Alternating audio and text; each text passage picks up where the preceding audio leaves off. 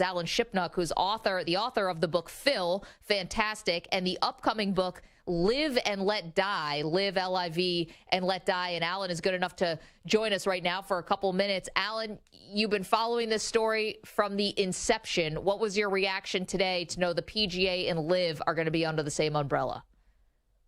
It's a thunderbolt for sure. I mean, this was already the biggest golf story of the century, non-Tiger division, and it just went to a whole different level. The intrigue just doesn't quit. How this all played out, secret meetings in Venice, Italy, and London, and New York, and San Francisco, and this reapproachment. I mean, Jay Monahan has spent the last year demonizing the guys who run LIV Golf, and all of a sudden he's sitting elbow to elbow with the most important one, Yasir Al-Rumayyan, and it was surreal. I was talking to someone, top person at LIV Golf. He said, "I felt like, did I just take an edible? Like, what is going on here?" Like, the stagecraft and all this was impressive. Nobody knew this was coming. Not the top players, not the top executives. There's about 4 people on the planet who managed this whole process. And right before Al-Rumayyan and Monahan went on TV, they called a few of them just as a heads up. But they're playing the Canadian Open right now, and guys are out on the golf course finding out how much their lives have just changed. So it's a wild turn of events. It's probably the only logical end to this. They had to reunify the sport. There's not enough superstars to support even one tour, let alone 2. There's the Cold War, term, mutually assured destruction. I mean, that's what this was shaping up as. I mean, both PGA Tour was running out of money. They were strained to the limit. They were losing sponsors. They'd made some promises to the players that they couldn't quite follow through on as far as financially.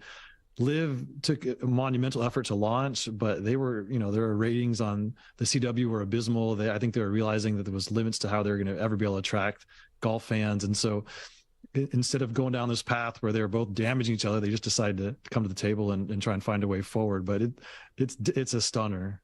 Alan, how did Jay Monahan move forward without buy-in from Rory McIlroy and Tiger Woods and so many other people, obviously, who didn't have any say in this?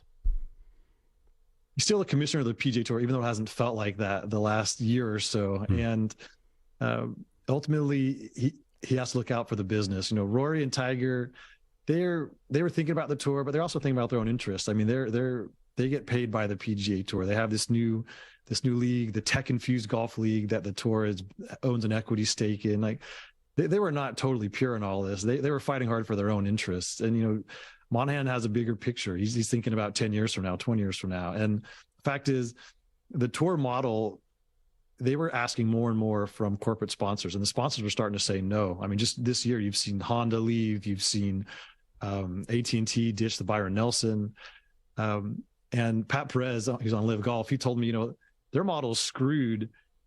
Ours is going to go on forever. Our money comes out of the ground. I mean, the public investment fund's going to be worth $1 trillion in a few years. And I think the tour just realized that, and Monahan said it a while ago, we can't compete dollar for dollar. He tried to for about 3 months and realized it wasn't sustainable. And so, Rory and Tiger are no doubt upset. And so are some other guys who turned down big money offers from LIV. But this guarantees the long-term, prosperity of the PGA Tour and the European Tour, which they're now partners. This alliance they forged last year to kind of thwart LIV Golf, and so the European Tour has been suffering badly. I mean, their tournaments, they've had no stars.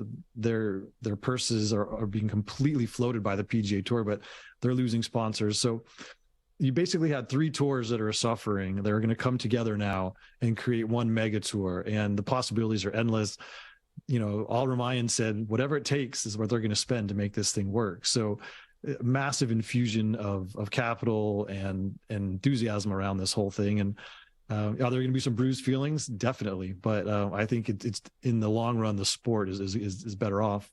Alan Shipnuck is the author of Phil, the upcoming book Live and Let Die, the person to talk to today about the news that the PGA Tour and LIV are going to be merging under one umbrella. And Alan, we got about 2 minutes left for the top of the hour, but Phil Mickelson, to casuals like us, it kind of feels like this started in some ways with Phil's comments to you about the Saudi Arabian government and who was underwriting LIV, saying they're bad dudes. We know what happened to Jamal Khashoggi and brought all that into it, their history of human rights abuses.